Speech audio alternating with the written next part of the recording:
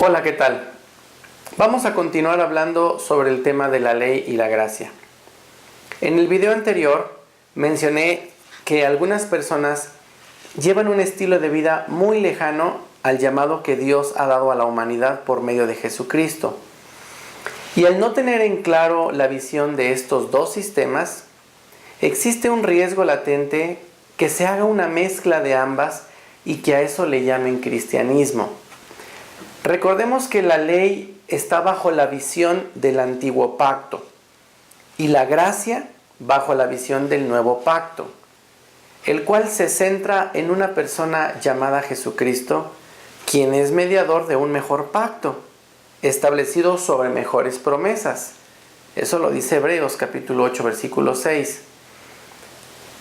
Bajo los principios de la hermenéutica, un estudiante serio de las Escrituras sabe que una de las reglas para estudiar la Biblia es la regla del contexto, la cual nos dice que cada palabra, capítulo o libro de la Biblia debe entenderse dentro de su debido contexto. Es decir, no debemos tomar un texto o un versículo fuera de contexto y que se vuelva un pretexto. El problema es que algunas personas o grupos religiosos toman versículos bíblicos y de una manera arbitraria pretenden emplearlos para direccionar sus vidas y justificar sus acciones y enseñanzas. Otra regla de la hermenéutica dice a quién se escribió. Para amplificar lo que estoy diciendo, te invito a que me acompañes a la primera carta de Corintios capítulo 10, versículo 32. Y la Biblia dice así: no seáis tropiezos ni a judíos, ni a gentiles, ni a la iglesia de Dios. De acuerdo a este texto, considerando la regla de a quién se escribió, se menciona a judíos y a gentiles, porque la iglesia nace ya en un contexto de gracia. Aunque bueno, precisamente lo que estoy abordando en este video es que algunas iglesias el día de hoy no han comprendido esta división de pactos y hacen de sus enseñanzas una mezcla del antiguo con el nuevo. Quiero anexar como un comentario para aquellas personas quienes están aprendiendo desde lo básico que los gentiles son todos aquellos quienes no eran judíos.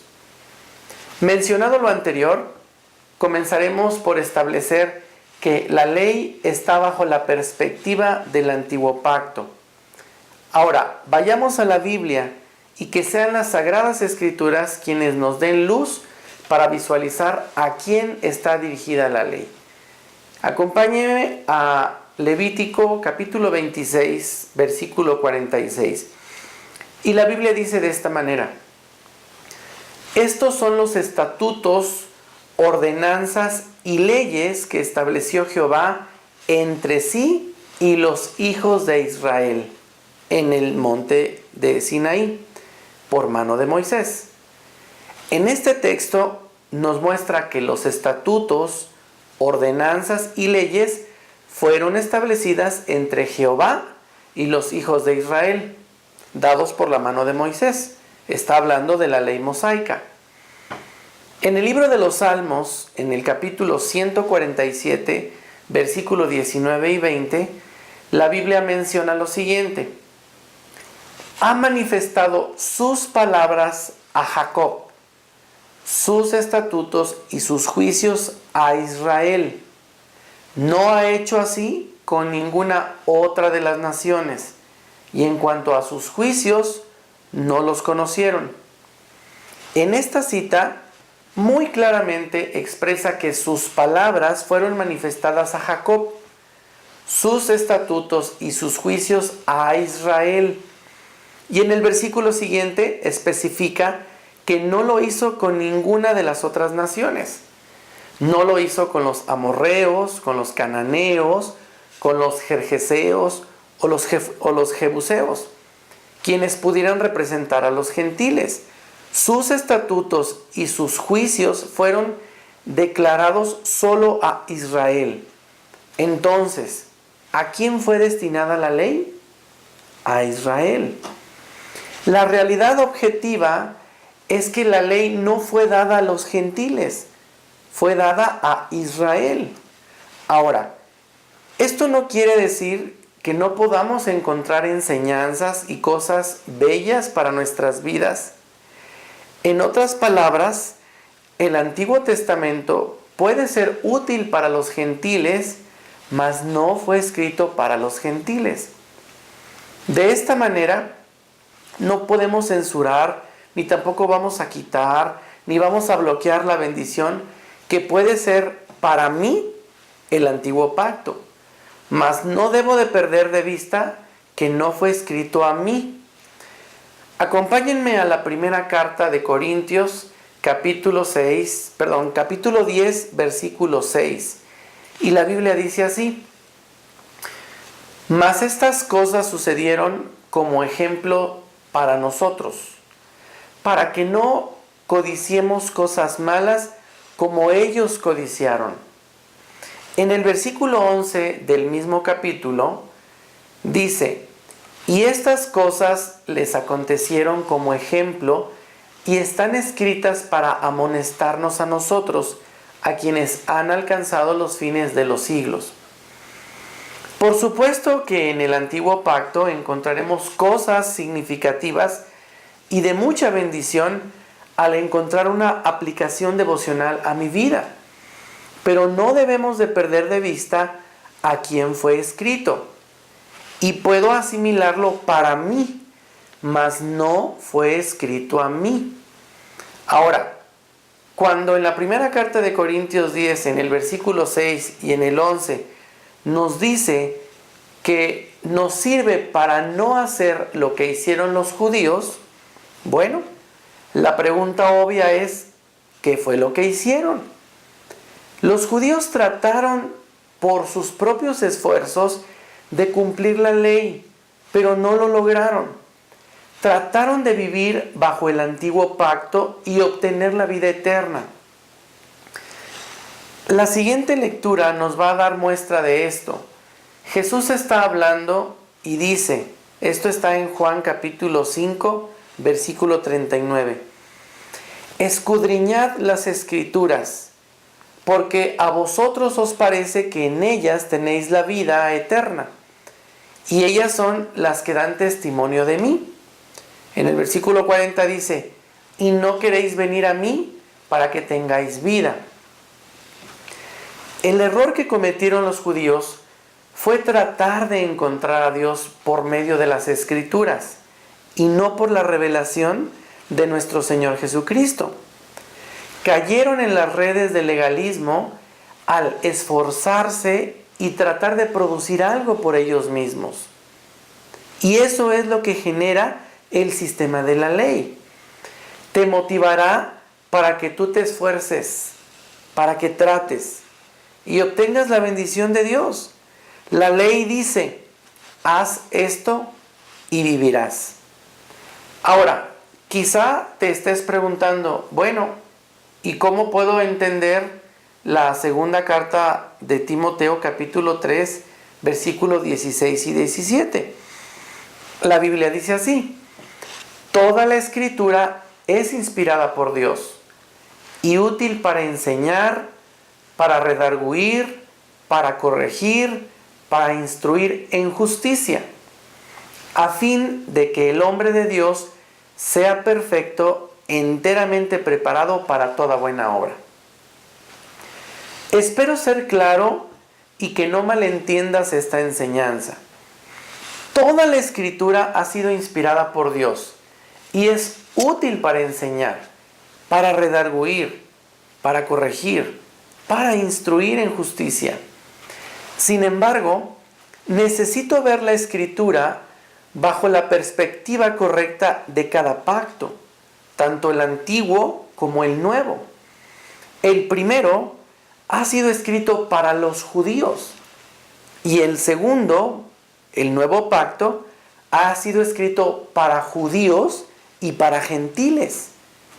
El mensaje de la Biblia se centra en Jesucristo, quien nos muestra al Padre en unión con el Espíritu Santo. Jesucristo, al decir consumado es, estaba declarando el final del primer pacto, dando inicio al nuevo pacto sustentado sobre mejores promesas. Ahora, si no tengo cuidado de separar mi lectura, haciendo una diferencia entre estos dos pactos o dos sistemas de vida, tanto la ley como la gracia, puedo correr el riesgo de hacer una mezcla y como resultado una distorsión de la sana doctrina. Nosotros no somos llamados a vivir bajo el antiguo pacto. Somos llamados a vivir bajo el nuevo pacto y disfrutar lo que Jesucristo ha hecho por nosotros, teniendo un estilo de vida acorde a nuestra identidad como hijos de Dios. Entonces, los escritos del antiguo pacto pueden ser útiles para los gentiles, pero no fueron destinados a los gentiles, sino a los judíos. La carta a los Romanos, en el capítulo 2, versículo 14, dice: porque cuando los gentiles que no tienen ley hacen por naturaleza lo que es de la ley, ellos, aunque no tengan ley, son ley para sí mismos. El apóstol Pablo, quien caminó totalmente en gracia, en su carta a los Romanos, hace mención haciendo ver que los gentiles no tienen ley y que si hacen lo que es de la ley, son ley para sí mismos. El error de la enseñanza en la iglesia moderna es tomar cosas del antiguo pacto y mezclarlas con el nuevo pacto, haciendo una distorsión de la esencia del nuevo pacto. Pablo dijo, o es ley o es gracia. Ambos no se pueden mezclar. La gracia es trazar bien la palabra de verdad y el punto de división es Jesucristo. Existen personas que en su deseo genuino de obediencia a Dios tratan de hacer al pie de la letra toda la escritura. El problema es que si no hacen una distinción en todo lo que hemos mencionado con anterioridad, van a experimentar frustración porque al final del día se darán cuenta que no han alcanzado todo en su totalidad. Ellos probablemente no lo van a decir, pero muy en el fondo tendrán la preocupación de verse a sí mismos y darse cuenta que les sigue faltando algo. Te recuerdo que el sistema de la ley siempre te va a decir, haz más, más, más, esfuérzate. Una característica que vamos a descubrir en el antiguo pacto es que se presenta siempre un condicionante. Es decir, necesitas hacer algo para obtener algo. En Mateo 6:15, la Biblia dice así: mas si no perdonáis a los hombres sus ofensas, tampoco vuestro Padre os perdonará vuestras ofensas. En este texto, a primera vista y siendo palabras de Jesús, podríamos sentir una losa muy pesada a nuestra espalda al saber que si yo no perdono, Dios no me va a perdonar. Pero si este texto lo situamos bajo la visión del pacto correcto, podemos interpretar lo que quiere decir. En primer lugar, las palabras de Jesús se encuentran en un contexto de ley, puesto que Gálatas 4:4 dice que Jesús nació bajo la ley. Jesús siempre confrontaba a las personas en su contexto, que era la ley, para que se dieran cuenta que por sus propios medios no lo iban a lograr y que recurrieran a Él como fuente de vida. En segundo lugar, por otro lado, vemos en Hebreos 9, donde nos dice que Cristo es el mediador del nuevo pacto, interviniendo muerte para la remisión de las transgresiones que había bajo el primer pacto, el antiguo. Entonces, el nuevo pacto inicia en la muerte y resurrección de Jesús. Lo que quiere decir que Mateo 6:15 está en un contexto del antiguo pacto, puesto que Jesús aún no había muerto y no había resucitado. Tercer punto, tú y yo estamos bajo el nuevo pacto. Podemos comprender que todas nuestras ofensas, todos nuestros pecados han sido perdonados.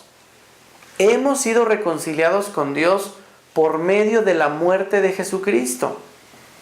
Ahora, en el contexto de gracia, la segunda carta a los Corintios 3:3 dice que somos cartas de Cristo escritas con el Espíritu del Dios vivo, no en tablas de piedra, sino en tablas de carne, del corazón. Puedo fluir en el amor porque la esencia de Dios es amor. Y al Dios estar en mí, toda la esencia del amor está en mí. Entonces, puedo llevar el fruto del amor a toda persona, amando y perdonando como yo he sido amado y perdonado. Lo que me motivará un estilo de vida acorde a mi identidad va a ser el amor. En otras palabras, ahora entiendo que yo no necesito perdonar a quien me ofende para que Dios me perdone, porque ya Dios me perdonó. Yo puedo perdonar al que me ofende fluyendo en mi esencia, fluyendo en mi naturaleza como nuevo hombre, a través del amor, a través de Cristo fluyendo a través de mí. Aquí podemos concluir una idea. Hay una gran diferencia entre lo que la Biblia dice y lo que la Biblia quiere decir. Para cerrar esta sesión, podemos concluir que el nuevo pacto es dirigido a judíos y a gentiles. Ambos nos podemos beneficiar. La Biblia dice en Efesios 2:14, porque Él es nuestra paz, que de ambos pueblos hizo uno, derribando la pared intermedia de separación. Luego el versículo 16 dice, y mediante la cruz reconciliar con Dios a ambos en un solo cuerpo, matando en ella las enemistades. El versículo 18 continúa diciendo, porque por medio de Él, los unos y los otros tenemos entrada por un mismo espíritu al Padre. Tanto judíos como gentiles tenemos entrada al Padre por Jesucristo. La gracia es el regalo de amor para toda la humanidad. Efesios 1:3 dice que en Cristo hemos sido bendecidos con toda bendición espiritual. Somos llamados a trabajar en la obra del Padre, no por deber, esperando ser bendecidos. Podemos hacer las cosas porque ya hemos sido bendecidos, como un acto de agradecimiento, no por una obligación. Esto es por amor. En el siguiente video hablaremos con mayor profundidad sobre qué es la vida de gracia. Quiero darte las gracias por tu atención.